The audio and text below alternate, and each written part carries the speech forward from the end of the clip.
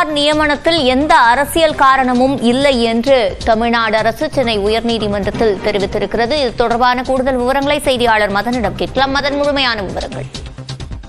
தமிழ்நாடு சீருடை பணியாளர்கள் தேர்வு வாரியத்தின் தலைவராக ஓய்வு பெற்ற டிஜிபி சுனில்குமார் நியமித்து தமிழக அரசு ஒரு அறிவிப்பு வெளியிட்டது.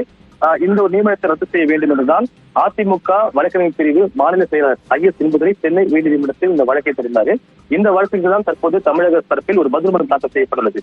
அதில் தமிழ்நாடு சீருடை பணியாளர் தேர்வு வாரியத்தின் தலைவராக பதவியில் இருக்கும் அல்லது ஓய்வு பெற்ற டிஜிபி நியமிக்கும் வகையில் ஏற்கனவே கடந்த 1991ஆம் ஆண்டே ஒரு சட்டத்திட்டம் கொண்டு வரப்பட்டதாக தெரிவிக்கப்பட்டுள்ளது. அதே போல தமிழ்நாடு சீருடை பணியாளர் தேர்வு வாரியத்தின் தலைவராக சீமா அகர்வால் 3 ஆண்டுகளுக்கு மேலாக பதவி வகித்ததால் அதன் காரணமே அவர் மாற்றப்பட்டு தற்போது சுனில்குமார் நியமிக்கப்படவும் தெரிவிக்கப்பட்டது. அதே போல 2012 முதல் 2020ஆம் ஆண்டு வரை பல்வேறு காலகட்டங்களில் தமிழ்நாடு சீருடை பணியாளர் தேர்வு வாரியத்தின் உறுப்பினர் செயலராக சுனில்குமார் இருந்துள்ளார். அதனால் அவருக்கு அந்த துறை குறித்து நன்கு அறிந்திருப்பதாலும் அவர் நியமிக்கப்படவும் தெரிவிக்கப்பட்டது.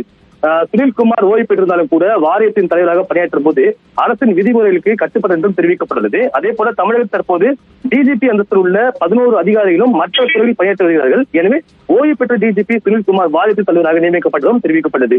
இந்த தற்போது இந்த பதில் மனு தாக்கல் செய்யப்பட தொடர்ந்து இந்த வழக்கின் விசாரணை மீண்டும் மார்ச் 17ஆம் தேதிக்கு சென்னை உயர்நீதிமன்றம் தள்ளி வைத்துள்ளது. விவரங்களை வழங்கியமைக்கு நன்றி மதன்.